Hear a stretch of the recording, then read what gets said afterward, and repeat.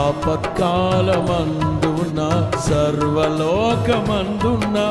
దీన జనాలి దీపమై వెలుగుచున్నవాడా, ఆరాధింతు నిన్నే లోకరక్షకుడా, ఆనందింతు నీలో జీవితాంతము, ఆరాధింతు నిన్నే లోకరక్షకుడా, ఆనందింతు నీలో జీవితాంతము.